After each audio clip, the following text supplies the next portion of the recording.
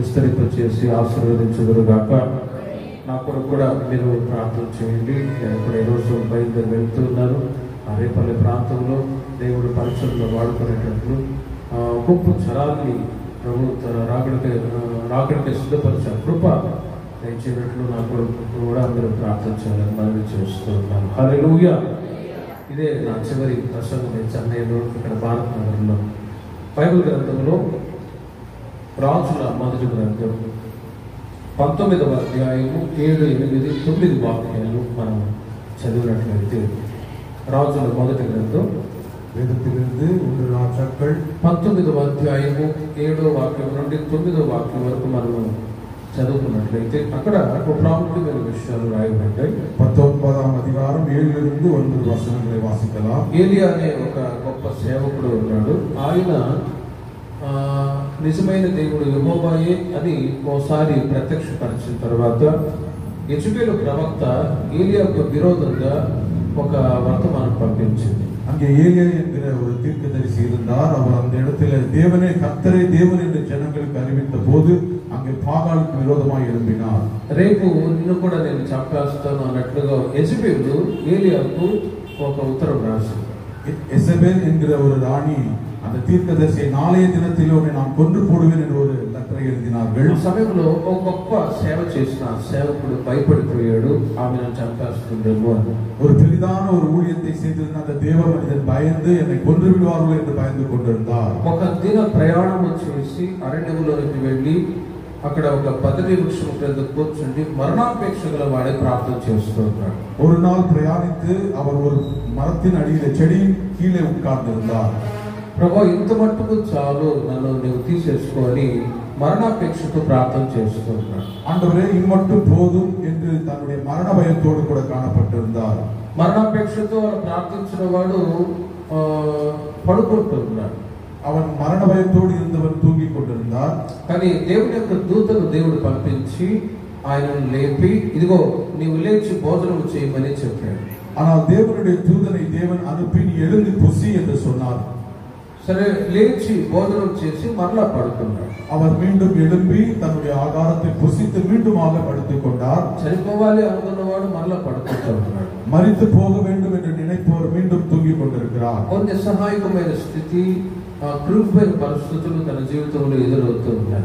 உதவியற்ற நிலைமையிலே தன்னுடைய வாழ்க்கை இழந்து போன நிலைமையில காணப்பட்டார். ఈ సమస్యలన్నీ లేకుండా ఉండాలంటే చనిపోతే బాగుండని ఆలోచనతో ఆలోచించి దిగులు చెంది బాధపడి అలాగే పడుకుంటూ ఉన్నాడు. இந்த பிரச்சனைகள் எதுவுமே இல்லாமல் நான் மரித்து போனால் நல்லா இருக்கும் என்று நினைத்து அவர் படுத்துக் கொண்டிருந்தார். కానీ దేవుడు తన సేవకుల క్షేమాన్ని కోరేవాడు కనుక మరలా దూతను పంపించి రెండవసారి వచ్చి అతని ముట్టి లేపాడు.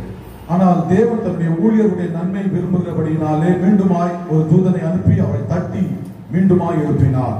నీ శక్తికి మించిన ప్రయాణము నీకు సిద్ధముగా ఉన్నది.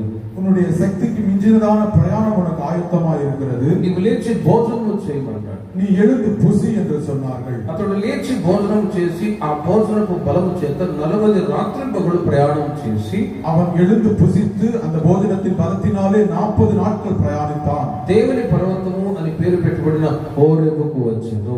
தேவனுடைய பர்வதமாகிய ஓரேப் என்கிற இடத்திற்கு வந்து சேர்ந்தார். హల్లెలూయా. హోరేబు అనే ఆ పర్వత శిఖరానికి ఏలియా వచ్చి చేరినట్లుగా మనం చూస్తూ ఉన్నాం. ஓரேப் என்கிற அந்த பர்வதத்திற்கு நிகராக ஏலியா வந்து சேர்ந்த போது, హోరేబు అనే మాటకి దేవుడు దర్శించేస్తాడు. ஓரேப் என்பதற்கான அர்த்தம் தேவன் தரிசிக்கிறார் என்கிறதான அர்த்தம். దేవుని పర్వతం అని పిలువబడే ఆ స్థలం దేవుని యొక్క మందిరమే. தேவனுடைய பர்வதமாகிய அந்த ஸ்தலம் தேவனுடைய சபையாய் காணப்படுகிறது. మీరు కూడా దేవుని చేత ఆశీర్వదించబడిన వారే ఉన్నారు. మరొక వైపు కష్టాలు శ్రమల గుండా కూడా వెళుతూ ఉన్నారు. நீங்களும் தேவனால் ஆசீர்வதிக்கப்பட்ட ஜனங்கள், மறுபுறம் பாடுகளினாலே நீங்கள் நடத்தி கொண்டிருக்கலாம். ఆ సమయంలో కొన్నిసార్లు మీరు కూడా ఆలోచించి చచ్చిపోతే బాగుంటుంది కదా. அப்பேற்பட்ட சூழ்நிலையிலே நானும் மரித்திருந்தால் நலமாய் இருக்கும் என்று நீங்கள் நினைத்திருக்கலாம். కానీ దేవుడు తన ప్రజల క్షేమాన్ని కోరేవాడు. ஆனால் தேவன் தன்னுடைய ஜனங்களுடைய நன்மையை விரும்புகிற தேவன். ఒకవేళ ఏలియా లాగా ఒకవేళ మరణాపేక్షతో బలహీనత చేత కృంగిపోయిన పరిస్థితుల్లో ఉంటే ఇదిగో ఆయన సన్నిధికి మిమ్మల్ని తీసుకొచ్చి ప్రభుని దర్శించి మిమ్మల్ని బలపరుస్తూ ఉన్నాడు. హల్లెలూయా. ஏலியாவின் போல மரண பயத்தோடு நீங்கள் காணப்பட்டிருந்தாலும் தேவன் தன்னுடைய சபைக்கு கொண்டு வந்து உங்களோடு பேசிக் கொண்டிருக்கிறார். మీ కుటుంబాల్లో ఎన్నో సమస్యలు ఇబ్బందులు ఉండవచ్చు. உங்களுடைய குடும்பத்திலே அநேக பிரச்சனைகள் பாடுகள் இருக்கலாம். కానీ దేవుని దర్శించడానికి ప్రభు మిమ్మల్ని ఇక్కడ తీసుకొచ్చినప్పుడు మీ దుఃఖమంతయు కూడా నా దేవుడు సంతోషంగా మార్చును గాక. ஆனால் தேவனை தரிசிப்பதற்கு தேவன் இந்த இடத்திற்கு கொண்டு வந்த போது உங்கள் துக்கம் சந்தோஷமாய் மாறும். ప్రేమల వలన హోరేబుకు ఈ హోసన్న మందిరానికి ప్రభు తీసుకొని వచ్చాడు. హోరేబ్ ఎన్கிற హోసన్న మందిరానికి దేవుడు உங்களை அழைத்து வந்திருக்கிறார். ఆత్మీయంగా చెప్తున్నాను, ఇక్కడ మీరు వచ్చినప్పుడు దేవుడు మిమ్మల్ని దర్శిస్తాడు. ఆవికుయ రీతిயாக நீங்கள் இங்கே வரும்போது தேவன் உங்களை சந்திக்கிறார். అందుకే ప్రతిసారి దేవుని యొక్క వాక్యం చెప్తుంది, మీరు నా యొద్దకు రండి, నేను మీకు విశ్రాంతి ఇస్తాను. ஆகவே வசனம் சொல்லுகிறது, நீங்கள் என்னிடத்தில் வாருங்கள், நான் உங்களுக்கு இளைப்பாறுதல் தருவேன் என்று. 6 రోజులు పని చేయండి, 7వ రోజున నా సన్నిధికి రండి.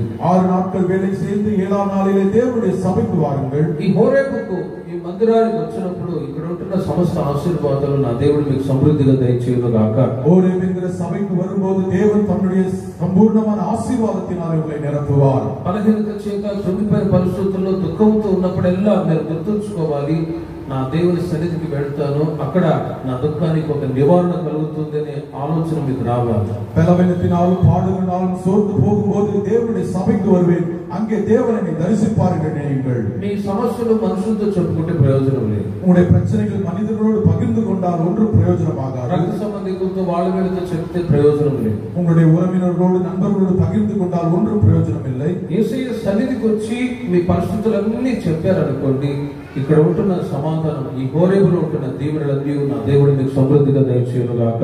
இயேசுவுடைய சமூகத்துக்கு வந்து உங்களுடைய பிரச்சனைகள் எல்லாவற்றையும் சொல்லும்போது தேவன் உங்களுக்கு பிரச்சனைகளிலிருந்து விடுதலை ஆக்குவாராக. నిర్గమకాండం 3వ అధ్యాయము 1వ వాక్యం 2వ వాక్యాన్ని మీరు చూడండి.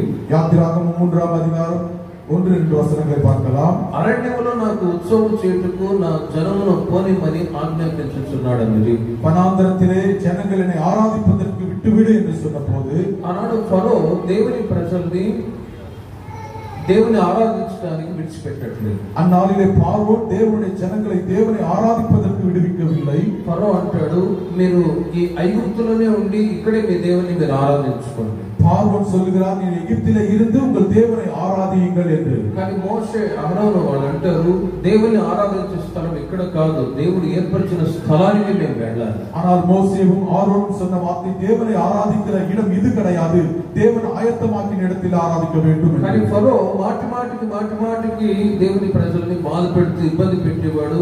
మీరు వెళ్ళబాకండి, ఇక్కడే మీ దేవుని ఆరాధించుకోండి అంటే. ஆனால் பார்வோன் ராஜாவோ, நீங்கள் போக வேண்டாம், இங்கேயே இருந்து உங்கள் தேவனை ஆராதியுங்கள் என்று சொல்லிக் கொண்டிருந்தான். ప్రేమల వల్ల దేవుడు మిమ్మల్ని ఇక్కడ తీసుకొచ్చింది, దేవుడు తన ఉద్దేశ ప్రకారంగా తీసుకొచ్చాడు. தேவன் உங்களை இங்கே அழைத்து வந்தது தன்னுடைய சித்தத்தின்படி கொண்டு வந்திருக்கிறார். కొన్నిసార్లు మీరు వెళ్తూ మీరు ఇక్కడికి వస్తూ ఉన్నప్పుడు మిమ్మల్ని అభ్యంతరం పెట్టేవాడు చాలా మంది ఉండవచ్చు. நீங்கள் இங்கே வரும்போது அநேகர் உங்களை இடையூறு பண்ணி இருக்கலாம். ఆ మధ్య నేను ఆంధ్రలో సేవ చేస్తున్నప్పుడు ఒక ఆమె ఇలాగే ఆదివారం పూట చర్చికి వెళ్దామని రోడ్డు ఎక్కగానే వాళ్ళ బాబాయ్ వచ్చాడట. ஒரு முறை ஆந்திராவில் ஊழியம் செய்யும் பொழுது ஒரு ஸ்திரீ ஆலயத்திற்கு போகும்போது தன்னுடைய உறவினர் வந்திருந்தார்.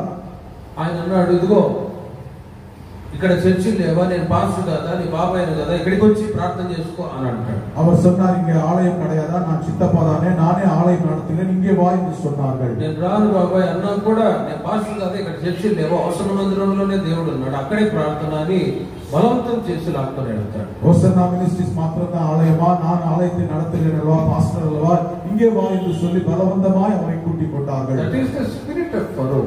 அது பார்வோனுடைய ஆவியாக இருக்கிறது. ఎన్ని ఆటంకాలున్నా మీరు ఇక్కడ దేవుడు ఏర్పరిచిన స్థలానికి మీరు వచ్చారు కాబట్టి దేవుడు మిమ్మల్ని దర్శిస్తూ ఉన్నాడు. హల్లెలూయా.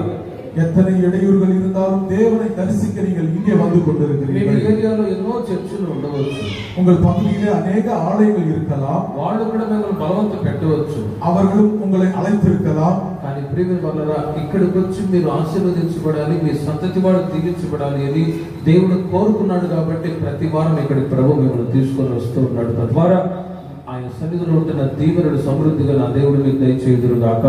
இங்கே வந்து தேவனுடைய ஆலயத்திலே தேவனுடைய ஆசீர்வாதங்களை உங்களுடைய பிள்ளைகள் பெற்றுக்கொள்ளும்படியாய் தேவன் தன்னுடைய சித்தத்தின்படி நடத்தி கொண்டிருக்கிறார்.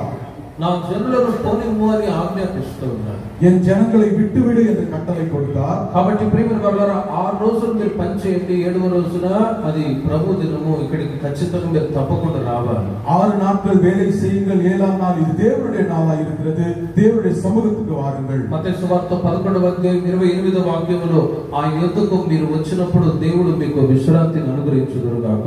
மத்தேயு 28ஆம் அதிகாரம் 11ஆம் வசனத்தில் அவரிடத்தில் வரும்போது அவர் உங்களுக்கு இளைப்பாறுதலை தருகிறார். కాబట్టి రాబోయే రోజుల్లో మరి ఒకసారి మీకు చెప్తున్నాను, ఒక్క దినం దేవుని సన్నిధిలో గడుపుట 1000 దినముల కంటే శ్రేష్టమైనది. ஒரு நாள் தேவனுடைய சமூகத்திலே நாம் செலவழிப்பது 1000 நாட்களுக்கு ஈடாக இருக்கிறது. మీకు ఎన్ని పనులున్నా కూడా వాటిని పక్కన పెట్టి ఇలాగే ప్రతి వారం మీరు దేవుని మందిరానికి రావాలి. எத்தனை வேலை இருந்தாலும் ஞாயிற்றுக்கிழமையிலே தேவனுடைய சமூகத்துக்கு வாருங்கள். అప్పుడే రాబోయే వారమంతా కూడా మీరు ఆశీర్వాదకరంగా ఉంటారు. அப்பொழுதுதான் வரப்போகிற நாட்கள் முழுவதும் தேவன் உங்களை ஆசீர்வதிப்பார். ద్వితీయోపదేశకాండం 18వ అధ్యాయము 15, 16 వాక్యాలు మీరు గమనించినట్లయితే, உபாகமம் 18ஆம் அதிகாரம் 15, 16ஆம் వచనத்தை பார்க்கும்போது, హోరేబులో ఆ సమాజ దినమున నీవు చావుకు ఉండునట్లు మళ్ళా నా దేవుడైన యెహోవా స్వరము నాకు వినబడుకుండును గాక అంటాడు. ప్రియమైన వారలారా, సమాజముగా కూడకపోతే చచ్చిపోతారు. சமூகமாய் கூடாமல் இருந்தால் அவர்கள் மரித்து போவார்கள். పాత నిబంధన కాలంలో రాళ్లతో కొట్టి చంపేవారు. பழைய ஏற்பாட்டின் காலத்தில் அவர்களை கற்களினால் அடித்து கொலை செய்வார்கள். సబ్బతు దినాన్ని ఖచ్చితంగా పాటించాలి. சப்பத் ஓய்வு நாளை உண்மையாய் ஆசரிக்க வேண்டும். కొత్త నిబంధన కాలంలో ఇప్పుడు ఎవరు రాళ్లతో కొట్టి ఎవరు మనల్ని ఏం చేయలేరు, కానీ புதிய ஏற்பாட்டின் நாளிலே யாரும் உங்களை கற்களினால் அடிப்பது இல்லை.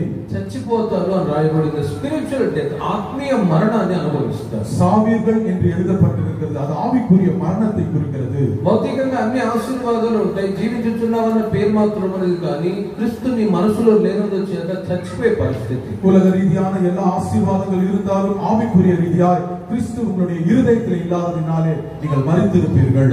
ఆత్మీయంగా చావకుండా ఉండని నిమిత్తమై ఇదిగో ఈ హోరేబుకు దేవుని యొక్క సన్నిధికి ఇలాగే మీరు రావాలి. ஆவிக்குரிய மரணத்தை இல்லாதபடிக்கு நீங்கள் தேவனுடைய சபைக்கு வர வேண்டும். సంఘముగా చేరని వాడు శాపగ్రస్తుడని ధర్మశాస్త్రంలో రాయబడింది. சமூகமாய் சேராதவர்கள் சபிக்கப்பட்டவர்கள் என்று வேதம் சொல்கிறது. అందుకనే ఖచ్చితంగా సమాజంగా ఇలా మనం కూడి రావాలి.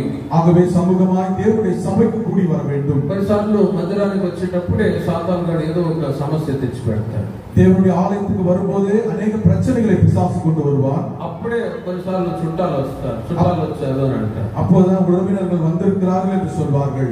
సరే వచ్చినా కూడా వాళ్ళు కూడా మీరు తీసుకొని రావాలి. அவர்கள் வந்தாலும் அவர்களையும் தேவனுடைய ஆலயத்துக்கு கொண்டு வர வேண்டும். సాతాను గాడు మీ సమయాన్ని దొంగిలించాలని చూస్తారు. பிசாசானவனுடைய நேரத்தை கொள்ளையாட விரும்புகிறான். కాబట్టి సమాజముగా కూడుట మీరు మానకూడదు. ஆகவே சமூகமாய் கூடுவதை நீங்கள் நிறுத்திக் கொள்ளக்கூடாது. ఫంక్షన్స్ వెళ్ళడానికి ప్రిఫరెన్స్ ఇస్తారు, చర్చికి రావడానికి ప్రిఫరెన్స్ ఇవ్వరు.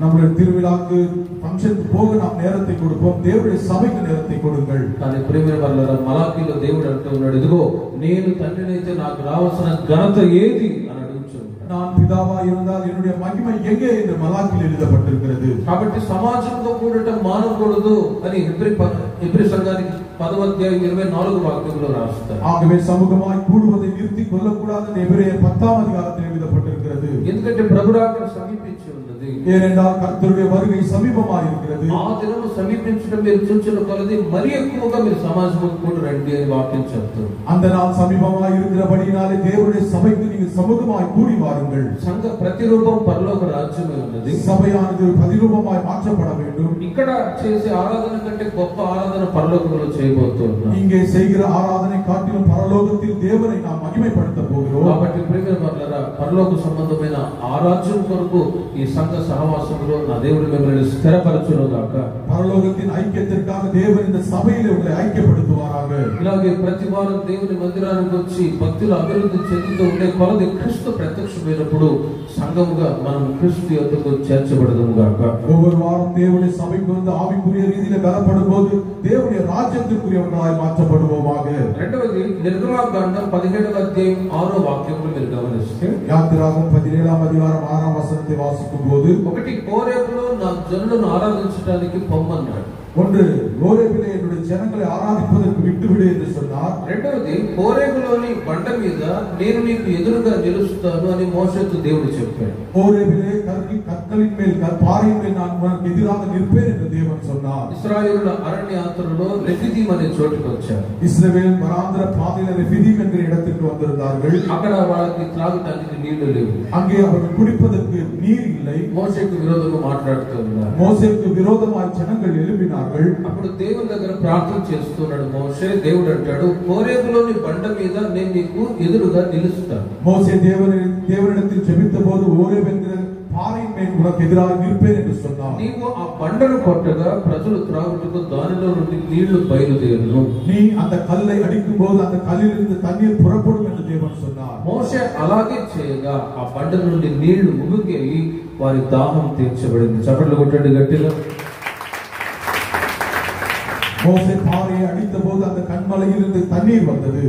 బై ప్రేయర్ ప్రార్థన చేయనప్పుడు మీ అవసరతలన్నీ కూడా నా దేవుడు తీర్చును గాక. ஜெபிக்கும் போது உங்களுடைய தேவைகள் எல்லாவற்றையும் தேவனாகிய கர்த்தர் சந்திப்பாராக. మోషే ప్రార్థించినప్పుడు ఇశ్రాయేలు త్రాగటానికి నీళ్లు అనుగ్రహింపబడింది. మన్నా కూడా అనుగ్రహింపబడడం ద్వారా వాళ్ళు పోషింపబడ్డారు. మోసే జెబిత పోదు దేవుడు அவர்களை మన్నావినాலும் తన్నీరినాலும் పోషిస్తారు.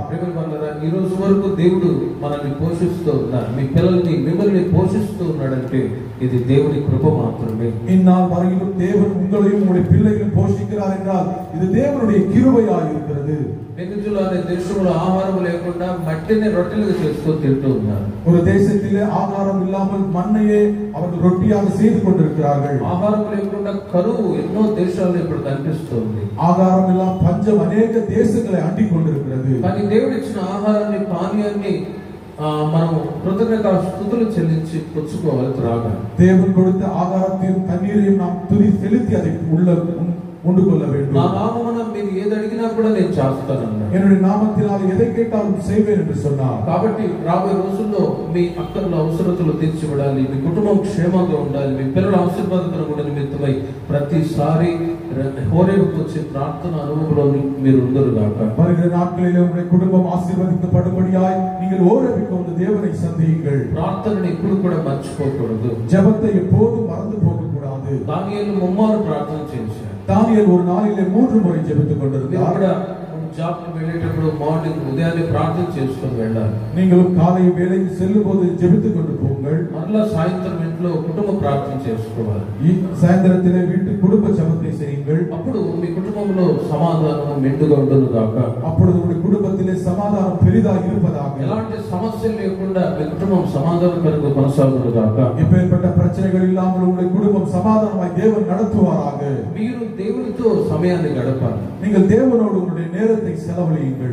సెల్ ఫోన్ తో సమయాన్ని గడిపేవాడు. சிலர் தன்னுடைய மொபைல்னாலே நேரத்தை வீணாக்குகிறார்கள். మరికొందరు వాళ్ళతో వెళుతూ ముచ్చట్లాడుతూ ఉంటారు. சிலர் மற்றவர்களோடு பேசிக் கொண்டிருப்பார்கள். దినములు చెడ్డవి కనుక మీరు సమయాన్ని పోనిపోక సద్వినియోగం చేసుకోవాలి. நாட்கள் பொல்லாததாக இருக்கிறதால் நேரத்தை பிரயோஜனப்படுத்திக் கொள்ளுங்கள். అందుకని ప్రేమల వల్ల ఇలాంటి అనుభవాలు నేర్పించడానికి హోరేబుకు మేము తీసుకొని వస్తాం. ஆகவே இப்பேற்பட்ட அனுபவத்தை நீங்கள் பெற்றுக்கொள்ளும்படியாய் ஹோரேபுக்கு வாருங்கள். ఈ రెఫిదీముకు దేవుని మందిరానికి వచ్చినప్పుడు ఇక్కడ చేసే ప్రార్థన ద్వారా మీ కార్యములన్నీ కూడా సఫలమవును గాక.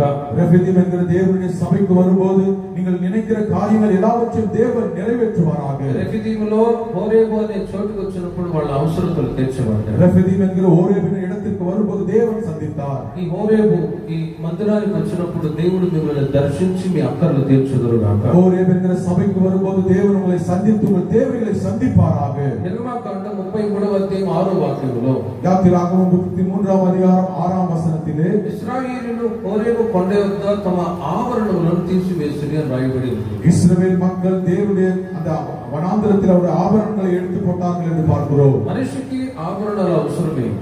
மனிதனுக்கு ஆபரணங்கள் அவசியமாக இருக்கிறது. కానీ చనిపోయినప్పుడు మీరు గమనించి చూడండి, అవన్నీ కూడా లాగేసుకుంటారు. அவன் மரித்து போன போது அந்த ஆபரணங்கள் தங்க நகைகள் எல்லாவற்றையும் எடுத்துக் கொள்வார்கள். ఆమె ఒక ముసలమ్మ చచ్చిపోతే ఒక ఉంగరం ఆమె దగ్గర ఆమె వేలుకుంది. ஒரு பாட்டிமார் இறந்து போன போது அவருடைய விரலிலே மோதிரம் இருந்தது. వాళ్ళ కోడలు ఆ ఉంగరం కొరకు అలా లాగిందండి, తోలు కూడా ఊడొచ్చింది. அவருடைய மருமகள் அந்த மோதிரத்திற்காக அந்த மோதிரத்தை எடுத்த போது தன்னுடைய தோಳು பிச்சு கொண்டு வந்தது. ఏంటమ్మా అలా అంటే అడవు అది 20-30 వేలు అవుతుంది. ఆ ఉంగరం కాస్ట్ అని చెప్పి అలాగే లాగేశారు.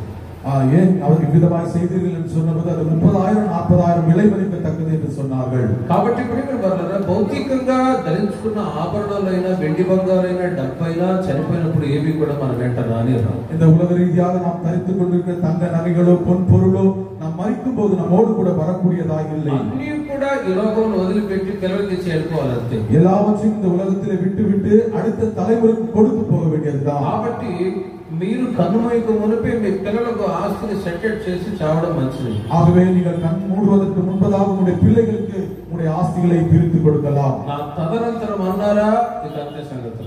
நான் முடிந்த பிறகுதான் என்று சொன்னீர்களா அவ்வளவுதான். నేను చెప్పట్లేదండి, వాక్యం చెప్తుంది. நான் சொல்லவில்லை, வசனம் சொல்லுகிறது. ప్రభురాకడ సమీపిస్తుంది, ఈ లోకం అశాశ్వతమై ఉన్నదని గ్రహించాలి. దేవుడు வருகை సమీపமாக இருக்கிறது, இந்த பூமியானது நிலவரமற்றது என்று சொல்கிறது. తిమోతికి రాసిన మొదటి పత్రిక 6వ అధ్యాయము 6, 7, 8 వాక్యాల తర్వాత చదువుకోండి. 1 తిమోతి 6వ అధ్యాయం 6, 7 వచనాన్ని పిన్పాటు వాసికలాం. ఈ లోకంలో నుండి ఏదీ తీసుకొని పోలేము, ఏదీ తీసుకొని రాలేదు అని రాయబడింది. இந்த உலகத்திலிருந்து எதையும் நாம் கொண்டு போக போவதில்லை, கொண்டு வர போவதும் கிடையாது. ఆస్తి కొరకు గొడవలు, நம்முடைய ఆస్తిக்காக சண்டைகள், వెండి బంగారు డబ్బు కొరకు గొడవలు ఎన్నో జరుగుతూ ఉంటాయి. பொன்காக சண்டை போட்டுக் கொண்டிருக்கிறார்கள். కాబట్టి ప్రియమైన వారలారా, అన్న వస్త్రములు గలవారమే తృప్తి పొంది ఉందము అని పౌలు గారు తెలియజేస్తున్నారు. இருக்கிற பொருளிலே திருப்தி அடைவோம் என்று பவுல் சொல்கிறார். దైవ భక్తి గొప్ప లాభ సాధనమై ఉన్నది. தேவ பக்தியே లాభமா இருக்கிறது என்று பவுல் சொல்கிறார். నాకు ఇంత ఆస్తి ఉంది అని చెప్పుకోవడం ముఖ్యం కాదు, కానీ எனக்கு இவ்வளவு ஆஸ்தி இருக்கிறது என்று சொல்வது முக்கியம் அல்ல. నీకు ఎంత దైవ భక్తిలో ఎదిగావో అదే దేవుడు కోరుకుంటుంది. நீ எவ்வளவாய் தேவ பக்திக்குள்ளாய் வளர்ச்சி அடைகிறாய் என்பது முக்கியம். ఎందుకంటే ఈ లోకంలో మనం సంపాదించినవన్నీ కూడా ఒక రోజున విడిచిపెట్టి వెళ్ళాలి. இந்த உலகத்திலே நாம் சம்பாதித்த எல்லாவற்றையும் ஒரு நாள் விட்டுவிட வேண்டியதுதான். అందుకే ఇశ్రాయేలీయులు హోరేబు కొండ యొద్ద తమ ఆభరణములను తీసివేసిరని రాయబడింది. ஆகவே இஸ்ரவேல் மக்கள் ஹோரேபிலே தங்களுடைய தங்க ஆபரணங்களை கழற்றி போட்டார்கள் என்று பார்க்கிறோம்.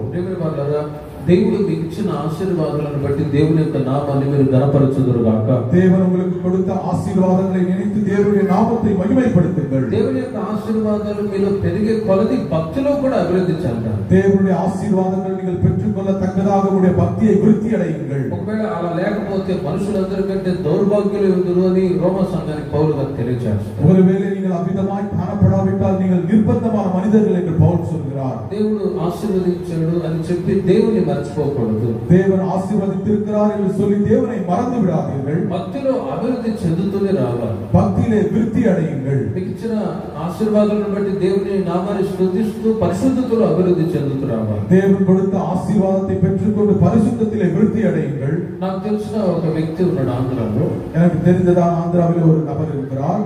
ఆయన ఆస్తి పెరిగిపోయింది. அவருடைய ஆஸ்தி வருமானம் பெருகிற்று. భార్య పిల్లలు కూడా ఉన్నారు. அவருக்கு மனைவி பிள்ளைகள் இருந்தார்கள். కానీ ప్రియమైన వారలారా, అతని జీవితం నష్టపరుచుకున్నాడు. ஆனால் அவருடைய வாழ்க்கையை அவர் விருதாவாக்கி போட்டார். ఆస్తి పెరిగే కొద్దీ సాతాను కూడా ఏం చేస్తాడంటే తుచ్చమైన అభిలాషలు పడవేస్తాడు. அவருடைய ஆஸ்தி வளர்ச்சி அடையத்தக்கதாக உலகத்தின் காரியத்திலே பிசாசான் இழுத்துக் கொள்வான். కాబట్టి ప్రియమైన వారలారా, భక్తుడు ఇలా ప్రార్థన చేస్తాడు, ప్రభు ఎక్కువ ఆస్తి వద్దు, ఎక్కువ పేదరికం వద్దు, మిడిల్ క్లాస్ సమానమైన అనుభవంలో నన్ను నడిపించు అని భక్తుడు ప్రార్థన. ஆகவே பக்தன் இவ்விதமாய் ஜெபிக்கிறார், எனக்கு உயர்ந்த ஆஸ்தி வேண்டாம், தாழ்மையும் வேண்டாம், நிலவரமான நிலையிலே என்னை நடத்துங்கள் என்று. కాబట్టి ప్రియమైన వారలారా, మీకు సకల ఆశీర్వాదాలు ఉన్నా దేవుని యొక్క నామాన్ని గణపరచాలి.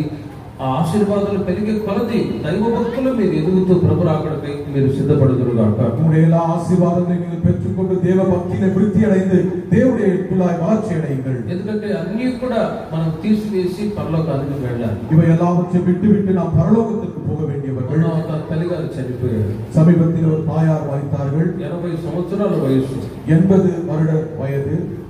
ఆమె ఇద్దరు ముగ్గురు కొడుకులకి ఆస్తులు ఇవ్వాల్సినవన్నీ ఇచ్చేసి నెమ్మదిగా వెళ్ళిపోయారు. தன்னுடைய 3 குமாரர்களுக்கும் தன்னுடைய பாகத்தை கொடுத்து அவர்கள் போய்விட்டார்கள். కాబట్టి ఒక మంచి ముగింపు మనకు కావాలి. அவர்களுக்கு ஒரு நல்ல முடிவை நமக்கு வேண்டும். మనం అన్ని కూడా తీసి విడిచిపెట్టి వెళ్ళవలసిన వాళ్ళమే. நாம் எல்லாவற்றையும் விட்டு போக வேண்டியவர்கள் தான். 6 మీటర్ల తెల్లగుడ్డ తప్ప ఏది తీసుకెళ్ళదు. 6 మీటర్ పెన్ వస్త్రం తగిన వేరు ఒండ్రం கிடையாது. అది కూడా కనీసం సమాధిలో ఉంటుందా అంటే ఒక 6 months 1 year కి అది కూడా పోయింది. அந்த 6 மாதம் கழித்து அந்த வெண்வஸ்திரமும் அங்கே இருக்காது, அதுவும் போய் சமாதி చేశారు. అక్కడ కిల్పాకంలో అక్కడ సమాధులు కూడా లేవు. அங்கே கீழ்ப்பாக்கத்தில் அடக்கம் செய்தார்கள், அங்கே சமாதியும் காணவில்லை. లాస్ట్ గా మేము తీసుకొచ్చిన తల్లిగారి డెడ్ బాడీతోనే దాన్ని క్లోజ్ చేసేసారు. கடைசியாக நாங்கள் கொண்டு போன அந்த தாயாருடைய பிரேதத்தை மூடி அங்கே மூடி ఇంకొక డెడ్ బాడీ వచ్చింది, ఇంకా ఇల్లే అది ఇంకో చోట పంపించేసారు. அந்த சமாதி செய்வதற்கு இன்னொரு பாடி வந்த సమాధి చేయడానికి కూడా స్థలం లేకుండా పోయింది చెన్నై. அடக்கம் செய்வதற்கும் இடமில்லாமல் போய்விட்டது சென்னை பட்டணத்தில். గోవాలో ఉన్నప్పుడైతే రెడీమేడ్ సమాధులు, கோவாவில் இருக்கும்போது ரெடிமேட் சமாதிகள். ఒక చనిపోయాడు అనుకోండి, ఆ మట్టి తీసి సమాధి చేసి సంవత్సరం తర్వాత ఆ డెడ్ బాడీని ఆ ఎముకలన్నీ తీసి సముద్రంలో పడేస్తారు. ஒருத்தரை அடக்கம் செய்த இடத்திலே மீண்டும் இன்னொருத்தரை அடக்கம் செய்ய அந்த இடத்தை சுத்தம் செய்து விடுவார்கள். అలాంటి పరిస్థితులు ఆలోచించినప్పుడు మనిషి లోకంలో ఏమీ లేదని గ్రహించుకోవాలి. இப்பேற்பட்ட ஒரு நிலைமை நாம் சிந்திக்கும் போது உலகத்திலே மனிதனுக்கு ஒன்றும் இல்லை என்பதை நாம் உணர வேண்டும். లోకంలో ఉన్నప్పుడే అది నాది ఇది నాది అని పోట్లాడుకుంటూ ఉంటాం. உலகத்தில் இருக்கும்போது அது என்னுடையது இது என்னுடையது என்று நாம் சண்டை போடுவோம். కానీ ప్రేమిల వాళ్ళరా, ఈ లోకంలో ఒక మంచి ముగింపు మనం ముగించుకొని మనం వెళ్ళాలి. இந்த உலகத்திலே நாம் ஒரு நல்ல போராட்டத்தை போரி நம்முடைய முடிவை முடித்துக் கொள்ள வேண்டும். హల్లెలూయా. అందుకే వాళ్ళు హోరేబుకు వచ్చినప్పుడు వాళ్ళకున్న ఆభరణాలన్నీ తీసుకొచ్చారు. ஆகவே அவர்கள் ஹோரேபுக்கு வந்தபோது தங்களுடைய ஆபரணங்கள் எல்லாவற்றையும் கலற்றி போட்டார்கள். అబ్రహాం అన్ని విషయాలలో ఆశీర్వదించబడ్డవాడు, పునాదుల పట్టణం కొరకు ఎదురు చూశాడు. அபிரகாம் எல்லா விஷயத்திலும் ஆசீர்వదించబడ్డவர், அவர் నిలవరமான పట్టణத்திற்காக ఎదుర్పార్த்து கொண்டிருந்தார். ఈ రోజున అలాంటి వాంఛతో, ప్రభువా నేను నా కుటుంబం మీ రాజ్యానికి చేరాలి అనే ఆ ఆశతో ప్రభు యొక్క రాకడకి మనం సిద్ధపడదాము గాక. அப்பேற்பட்ட பரலோக ராஜ்யத்திற்குரிய சிந்தனையோடு நீங்களும் நானும் குடும்பமாய் ஆயத்தமாகுவோமாக. ద్వితీయోపదేశ కాండం 4వ అధ్యాయం 15వ వాక్యంలో உபாகமம் 4వ அதிகாரம் 15వ వచనத்திலே హోరేబులో యెహోవా అగ్ని జ్వాలల మధ్య నుండి మీతో మాట్లాడుచూ ఉన్నాడు. ஹோரேபிலே அக்கினி ஜுவாலை மத்தியிலே தேவன் உங்களோடு பேசுவார். ప్రేమిల వాళ్ళారా, హోరేబుకు వచ్చినప్పుడు దేవుడు తన ప్రజలతో మాట్లాడాడు. ஹோரேபுக்கு வந்தபோது தேவன் தன்னுடைய ஜனங்களோடு பேசினார். హోరేబు అని పిలువబడే దేవుని మందిరానికి వచ్చినప్పుడు ఒకటి మిమ్మల్ని దర్శిస్తాడు. ஹோரேப் என்கிற தேவனுடைய சபையிலே தேவன் உங்களை தரிசிப்பார். ఇక్కడికి వచ్చి మీరు ప్రార్థించినప్పుడు మీ అక్కర్ల అవసరతలు తీర్చబడతాయి. இங்கே வந்து நீங்கள் ஜெபித்தபோது உங்களுடைய தேவைகள் எல்லாம் சந்திக்கப்படும். ఈ హోరేబుకు వచ్చినప్పుడు ఈ లోకం అశాశ్వతం, పరలోక రాజ్యం శాశ్వతం అనే ఒక ప్రకటన, రెవల్యూషన్ మీకు ఇస్తూ ఉన్నాడు. ஹோரேபுக்கு வந்தபோது இந்த உலகம் நம்முடையது அல்ல, பரலோகத்துக்குரியவர்கள் என்கிற வெளிப்பாடை பெற்றுக் கொள்வீர்கள். నాలుగవది, ఇక్కడికి వచ్చినప్పుడు దేవుడు మీతో మాట్లాడతాడు. நான்காவது, இந்த இடத்திற்கு வரும்போது தேவன் உங்களோடு பேசுவார். ఇక్కడ నిలిచి ఎంతో మంది సేవకులు మీతో మాట్లాడుతూ వచ్చారు. இங்கே நின்று अनेक ஊழியர்கள் உங்களோடு பேசுவார்கள். కనుక ఈ రోజున మీరు ఆత్మీయంగా బలపరచబడుతూ వచ్చారు. హల్లెలూయా. ஆகவே இந்த நாளிலே ஆவிக்குரிய ரீதியாக நீங்கள் பலப்பட்டீர்கள். ఎంతో మంది సేవకులు బోధించారు, అవి మిమ్మల్ని బలపరుస్తూ వచ్చాయి. எத்தனையோ ஊழியக்காரர்கள் உங்களுக்கு போதித்தார்கள், அதனாலே பலப்பட்டீர்கள். కాబట్టి వాక్యం వినడం ఒకటి, ఆ విధంగా నడవడం కూడా చాలా ప్రాముఖ్యం. ஆகவே வசனத்தை கேட்பது ஒரு விதம், அதன்படி நடப்பது ஒரு விதமாக இருக்கிறது. యెషయా గ్రంథం 50వ అధ్యాయం 4-5 వాక్యాలు, శిష్యులు వినున్నట్లుగా నేను నా వినుటకై ఆయన ప్రతి ఉదయం నాకు వినుబుద్ధి పుట్టించుచున్నాడు అని రాయబడి. ஏசாயாவின் புத்தகம் 5ஆம் அதிகாரம் 4-5 வசனத்திலே சீஷர்கள் கேட்கும்படியாக அவருடைய கேட்பதற்கு విన్నపத்தின் ఆవిயை దేవుడు கொடுத்திருக்கிறார். ఇక్కడికి వచ్చినప్పుడు మీరు శిష్యులు వినున్నట్లుగా దేవుని యొక్క మాటలు మీరు జాగ్రత్తగా వినాలి. சீஷர்கள் கேட்கும்படியாக தேவனுடைய வார்த்தைகளை ஜாக்கிரதையாக கேட்க வேண்டும். ఉదయాన్నే ప్రార్థించినప్పుడు దేవుడు మీతో మాట్లాడతాడు. அதிகாலையிலே நீங்கள் ஜெபிக்கும்போது தேவன் உங்களோடு பேசுவார்.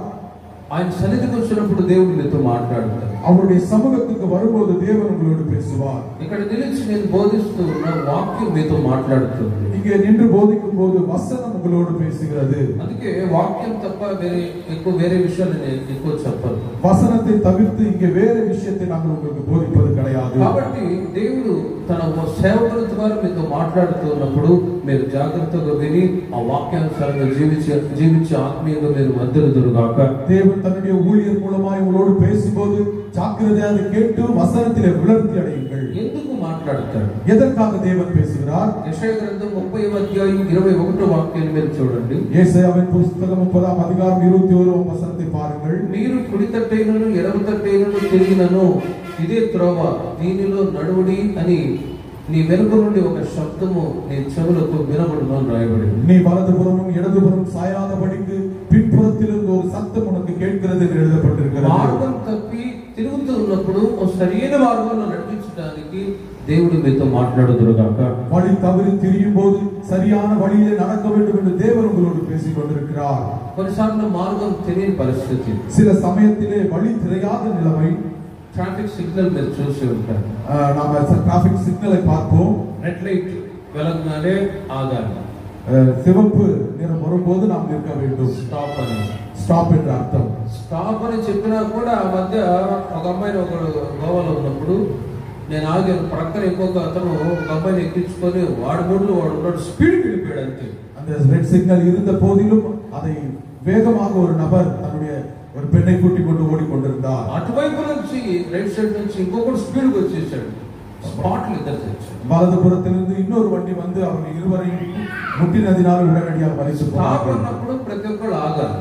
நில்லுங்கள் என்று சொன்னபோது ஒவ்வொருவரும் நிற்க வேண்டும். ఆరెంజ్ సిగ్నల్ వచ్చినప్పుడు రైట్ కి వెళ్ళాలా లెఫ్ట్ కి వెళ్ళాలా అని ఆలోచించాలి. ஆரஞ்சு சிக்னல் பார்க்கும்போது வலது புறமா இடது புறமா என்று யோசிக்க வேண்டும். గ్రీన్ సిగ్నల్ రాగానే మనం ఎంచుకున్న మార్గాన్ని వెళ్ళాలి. அந்த గ్రీన్ సిగ్నల్ வரும்போது நாம் நினைத்த வழியிலே போக வேண்டும். దేవుని వల్ల వాక్యం కూడా దేవుడు తన ప్రజలతో మాట్లాడుతున్నప్పుడు కుడి తట్టేనను ఎడమ తట్టేనను తొట్టిలేని పరిస్థితులు రాకుండా ఓ రైట్ వేలో మనం వెళ్ళేటట్టుగా వాక్యం మనకు సహాయం చేయదు కాక. வசனமும் வலது புறமும் இடது புறமும் இழந்து போகாதபடிக்கு சரியான வழியிலே நம்மை வார்த்தையை கொண்டு தேவன் எச்சரிக்கிறார். కనుక ప్రియమైన వారలారా, వాక్యం మీకు బోధింపబడుతుంది. ఒకటి, మీరు శిష్యులు వినున్నట్లుగా మీరు మీ హృదయాన్ని దేవుని వైపు వాక్యం వినడానికి శ్రద్ధ చూపాలి. முதலாவது சீஷர்கள் கேட்கும்படியாக உங்களுடைய இருதயத்தை வசனத்திற்கு நேராக திருப்ப வேண்டும். అప్పుడు మీకు కావాల్సిన ఆలోచన, ఏ మార్గంలో నడవాలి, ఏ విధంగా జీవించాలి, ఏ విధంగా మాట్లాడి, ఎవ్రీథింగ్ ప్రతిదీ నా దేవుడు మీకు బోధించును గాక. அப்பொழுது உங்களுக்கு தேவையான எல்லா யோசனைகளும் தேவன் எந்த வழியிலே நடத்த வேண்டும் என்று உங்களை நடத்துவாராக. క్రీస్తుని ఎరగక మునుపు మీరు ఎలా ఉన్నారు, క్రీస్తుని ఎరిగిన తర్వాత ఎలా ఉన్నారు ఆలోచించండి. கிறிஸ்துவை அறிந்து கொள்ளாத போது எவ்விதமாய் இருந்தீர்களோ இப்பொழுது எவ்விதமாய் இருக்கிறீர்கள் என்று யோசியுங்கள். మార్గం తెలియని పరిస్థితుల్లో తిరుగుతూ మీరు నడిపించబడుతూ వచ్చారు. வழி தெரியாமல் தப்பி திரிந்து கொண்டிருந்தீர்கள். కానీ ఇదిగో ఓ సరైన మార్గంలో ఈ రోజున ప్రభు మిమ్మల్ని మీ సంతతిని నడిపించుచూ ఉన్నాడు.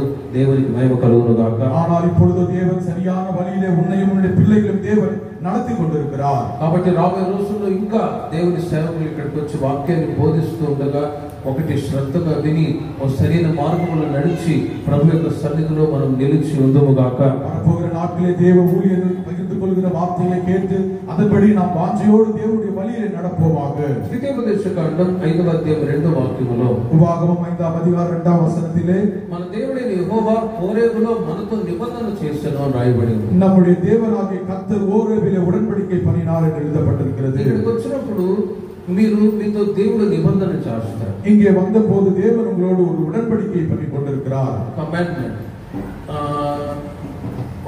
నిబంధన.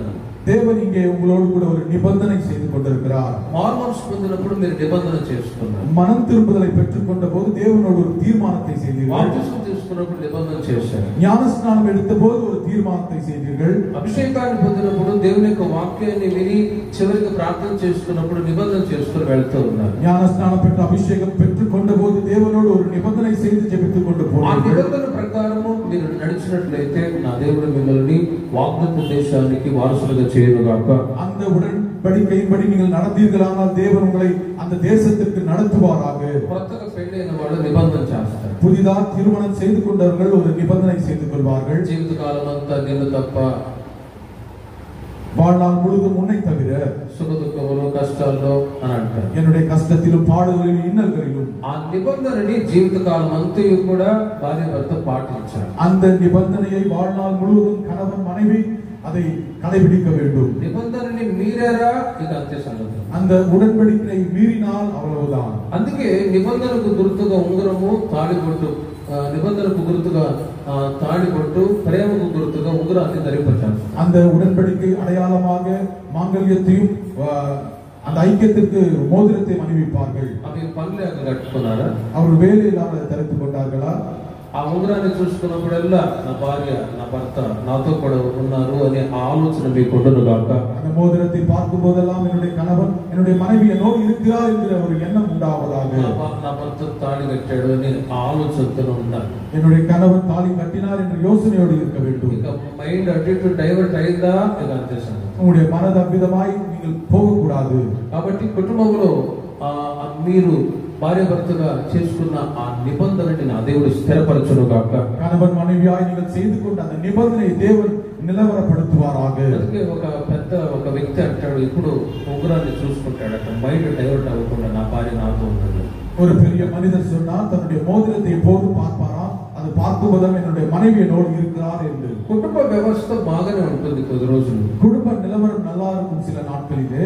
కాబట్టి జీవితకాలం అంతా కూడా ఆశీర్వాదకరంగా ఉండేటట్లు మీరు చేసుకున్న నిబంధనలు స్థిరంగా ఉంటాయి. வாழ்நாள் முழுவதும் ஆசீர்வாதமாய் இருக்கும்படி உங்களுடைய நிபந்தனையை உடன்படிக்கை நினைத்துக் கொள்ள வேண்டும். అలాగే దేవునితో చేసుకున్న నిబంధనలు స్థిరంగా ఉంటాయి. தேவனோடு செய்த உடன்படிக்கையிலும் நாம் உண்மையா இருக்க வேண்டும். అప్పుడే నిత్య పరమ సియోను యెరూషలేము పట్టణానికి దేవుడు మనల్ని వారసులుగా చేస్తాడు. அப்பொழுதுதான் நூதன எருசலேமுக்கு சியோனுக்கு வாரிசாக நம்மை தேவன் மாற்றுவார். మనము నిబంధన చేయబడిన దేవుని ప్రజలమై ఉన్నాము. நாம் உடன்படிக்கை செய்யப்பட்ட தேவனுடைய ஜனமாய் இருக்கிறோம். ఆ సంగతి మనం ఎరిగి ఎంతో భయము భక్తితో బ్రతకాలి. அந்த விஷயத்தை நாம் அறிந்தவர்களாய் பயபக்தியோடு கூட காணப்பட வேண்டும். దేవునితో చేసుకున్న నిబంధనను విడిచిపెట్టకూడదు.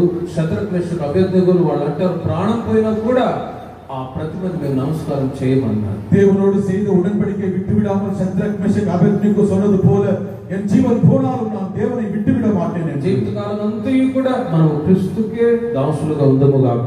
வாழ்நாள் முழுவதும் நாம் கிறிஸ்துவுக்கு தாசர்களாய் இருப்போமாக.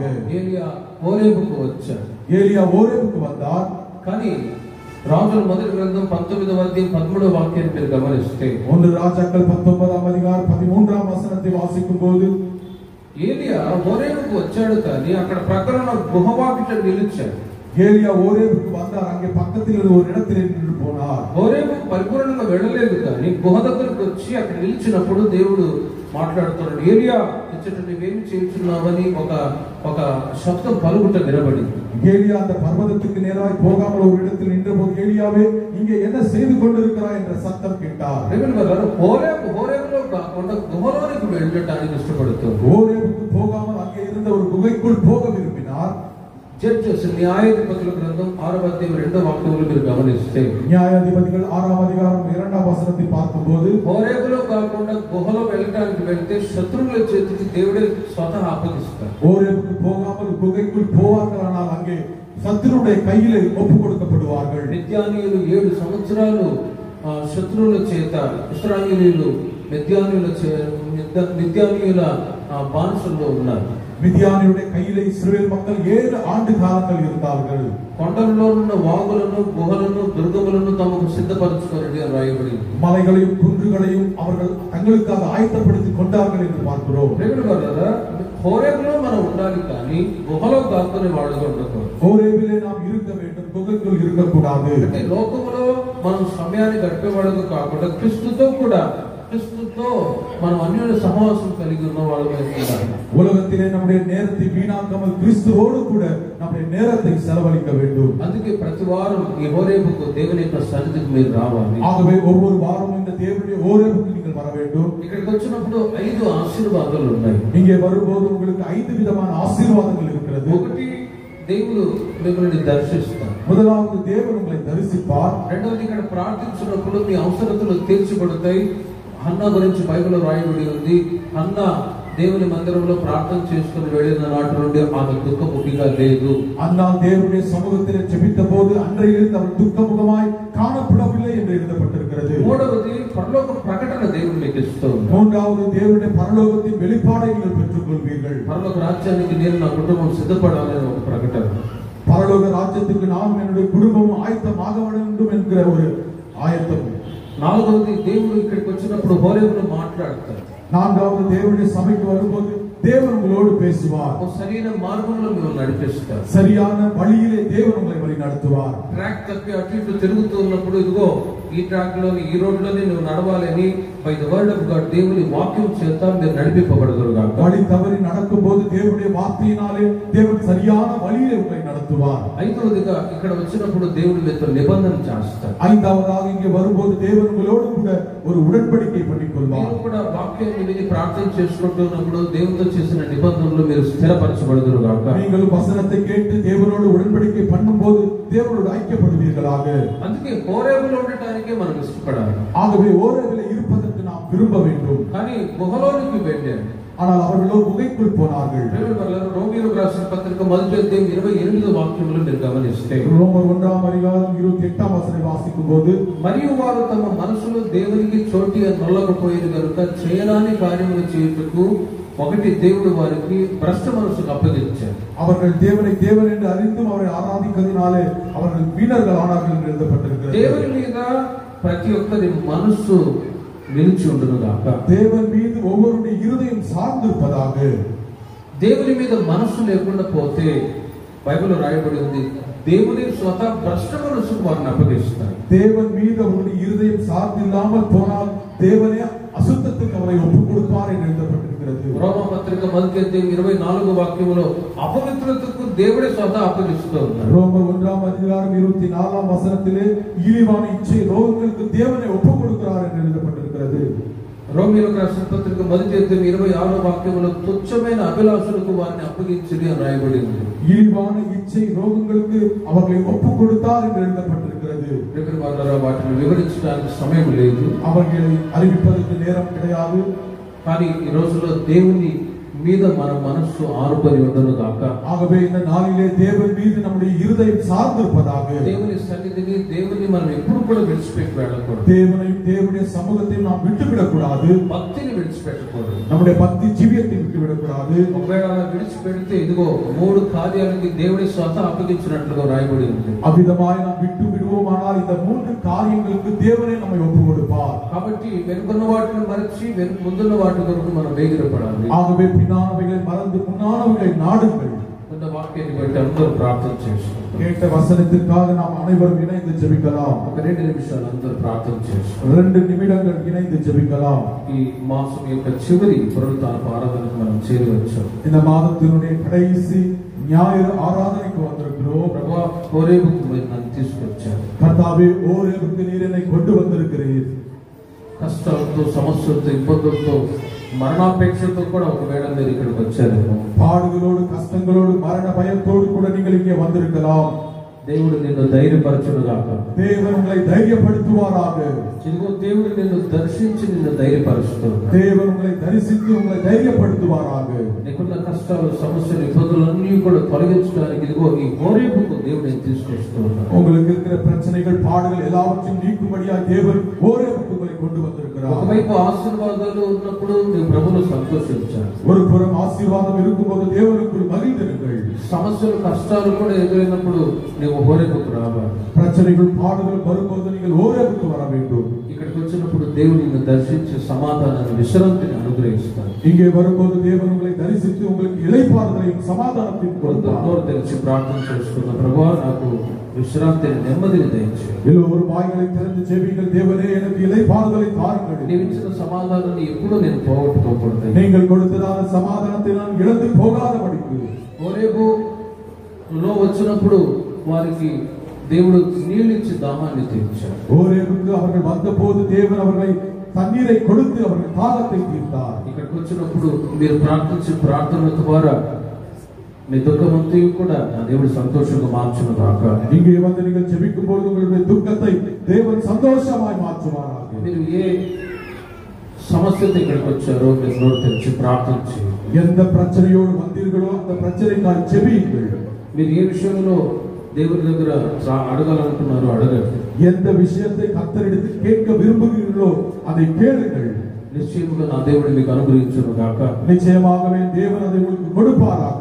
ఇశ్రాయేలీయులు హోరేబు కొండ యొద్ద తమ ఆభరణములను తీసివేశారు. இஸ்ரவேல் மக்கள் ஹோரேபிலே தன்னுடைய ஆபரணங்களை கழற்றி போட்டார்கள். లోకంలో మనం సంపాదించినవి ఏవి కూడా మన వెంట రావు. இந்த உலகத்திலே சம்பாதித்தது எதுவும் நம்மோடு கூட வராது. అన్న వస్త్రములు గలవారమే సంతోషించదము అని పౌలు గారు అంటారు. అన్న వస్త్రం ధరించవர்களாய் நாம் தேவனுக்குள் மகிழ்ந்திருப்போம் என்று பவுல். దైవ భక్తి గొప్ప లాభ సాధనం. தேவ பக்தியே பெரிய லாபம் என்று சொல்கிறார். ఎవరికి వాడి ప్రభువా నేను నా పిల్లలు దైవ భక్తిలో ఎదగాలయ్యా. ஆண்டவரே நாம் என்னுடைய பிள்ளைகள் தேவ பக்தியிலே விருத்தி அடைய வேண்டும். ఆశీర్వాదాలు పెరిగే కొలది భక్తిలో అభివృద్ధి చెందాలి. ஆசீர்வாதம் பெற்றுக்கொள்ளத்தக்கதாய் பக்தியிலே விருத்தி அடைவோமாக. హోరేబుకు వచ్చినప్పుడు దేవునితో మాట్లాడుతూ ఉన్నాడు. ஹோரேபுக்கு வரும்போது தேவன் உங்களோடு பேசுவார். మార్గం తప్పి తిరగకుండా ఉండ నిమిత్తం నీతో మాట్లాడుతూ ఉన్నాడు. வழி தப்பி திரியாதபடிக்கு தேவன் உங்களோடு பேசுவார். సరైన మార్గంలో నడిపించడానికి சரியான வழியிலே உன்னை நடத்தும்படியாக ఎవరికి వాడిని అడగండి. ప్రభువా నన్ను ఒక సరైన మార్గంలో నడిపించండి. கேளுங்கள். உங்களுடைய வாய்களை திறந்து ஆண்டவரே என்னுடைய சரியான வழியிலே என்னை நடத்தும் என்று கேளுங்கள். నేను త్రోవ తప్పి పోకూడదు. எங்கேயும் நான் வழி தப்பி போகாதபடிக்கு హోరేబులో దేవుడి మీద నిబంధన చేస్తున్నాడు. ஹோரேபிலே தேவன் உங்களோடு கூட ஒரு நிபந்தனை செய்து கொண்டு నిబంధనలు స్థిరంగా ఉన్నప్పుడు వాగ్దత్త దేశానికి వారసులుగా చేస్తారు. உடன்படிக்கையிலே நீங்கள் நிலவரமாய் இருக்கும்போது வாக்குத்தத்த தேசத்தை நீங்கள் பற்றிக் கொள்வீர்கள். విన్న వాక్యాన్ని బట్టి ప్రార్థన చేస్తున్నారు. கேட்ட வசனத்திற்காக ஜெபிக்கலாம். நல்ல பிதாவே, நன்றியோடு கூட துதிக்கிறோம், ஸ்தோத்திரிக்கிறோம் சுவாமி. இந்த நல்ல நாளிலும் கர்த்தாவே, தாசர் மூலமாய் நீர் எங்களோடு பேசின உம்முடைய விலையேறப்பட்ட வார்த்தைகளுக்காய் நன்றி செலுத்துகிறோம் அப்பா. ஹோரேபிலே கர்த்தாவே நீர் எங்களை சந்திக்கிற தேவனாய் இருக்கிறபடி நான் நன்றி செலுத்துகிறோம். இந்த காலை வேளையிலும் கர்த்தாவே சபையாய் நீர் எங்களோடு நீர் சந்தித்ததற்காய் நன்றி செலுத்துகிறோம் சுவாமி. ஹோரேபிலே அவர்கள் ஜெபித்த போது ஆண்டவரே அவருடைய ஜெபத்தை கேட்டு அவருடைய தாகத்தை தீர்த்த தேவனாகிய கர்த்தர் ஹோரேபிலே அவருடைய வஸ்திரங்களையும் ஆண்டவரே ஆண்டவரே ஹோரேபிலே அவருடைய ஆபரணங்களை அவர் கலத்தி போட்டார்கள் என்று நாங்கள் பார்க்கிறோம் சுவாமி. இந்த உலகத்தின் காரியங்களையும் உலகத்தில் இருக்கிற இச்சைகளையும் பாவத்தை நாங்கள் கலத்தி போட்டு கிறிஸ்துவை பற்றிக் கொள்ளத்தக்கதான கிருபைகளை தர வேண்டுமா ஜெபிக்கிறோம் சுவாமி. கேட்ட சத்தியத்தின்படி ஆண்டவரே நாங்கள் விருதமான இந்த உலகத்தின் காரியத்திற்காய் வாஞ்சை உள்ளவர்களாய் இல்லாதபடிக்கு ஆண்டவரே நீர் எங்களுக்கு ஆயத்தமாக்கி கொண்டிருக்கிறதான அந்த நிலவரமான அந்த கானான் தேசத்திற்கு ஆயத்தமாகும்படி எங்களை ஆயத்தமாக்க வேண்டுமா ஜெபிக்கிறோம் சுவாமி. ஆண்டவரே உலகத்தின் இம்மைக்குரிய காரியத்திற்கு மாத்திரம் நாங்கள் வாஞ்சை உள்ளவர்களால் காணப்பட்டால் ஐயோ என்று வேதம் சொல்கிறது. அந்த நிலவரமான பரலோக ராஜ்யத்திற்காய் நாங்கள் ஆயத்தமாக்கும்படி ஆண்டவரே ஹோரேபிலே தினந்தோறும் உம்மை சந்திக்கும்படியாய் நிபந்தனை செய்து கொண்டவர்களாய் உடன்படிக்கை செய்து கொண்டவர்களாய் உமக்காய் நாங்கள் ஆயத்தமாக நீர் எங்களை ஆயத்தமாக்க வேண்டுமா ஜெபிக்கிறோம். தேவ சமூகத்திலே உடைய வார்த்தையின் மூலமாய் சரியான வழியிலே எங்களை வழி நடத்தும் ஆண்டவரே. வழி தப்பி போனவர்களை வார்த்தையின் மூலமாய் நீர் எங்களை பலப்படுத்தி ஆண்டவரே நீர் வழி நடத்த போகிறதற்காய் நன்றி செலுத்துகிறோம். கேட்ட சத்தியத்தின்படி எங்களை ஆயத்தமாகி உடைய ராஜ்யத்திற்காய் எங்களை ஆயத்தமாக்கும். எல்லா துதியான மகிமையும் உமக்கே ஏறெடுக்கிறோம். மீட்பரும் ரட்சகருமாகிய இயேசு கிறிஸ்துவின் நாமத்தில் ஜெபிக்கிறோம் நல்ல பிதாவே, ఆమేన్. మన ప్రభువైన యేసుక్రీస్తు కృప, తండ్రి దేవుని ప్రేమ, పరిశుద్ధాత్మ యొక్క సన్నిధి సహవాసం ఇప్పుడు ఎల్లప్పుడూ సదాకాలం ఆయన రాకడ పర్యంతం కృప మనందరికీ తోడి ఉండి నడిపించును గాక. హల్లెలూయా, హల్లెలూయా, హల్లెలూయా. అందరికి వందనాలు. ముందుగా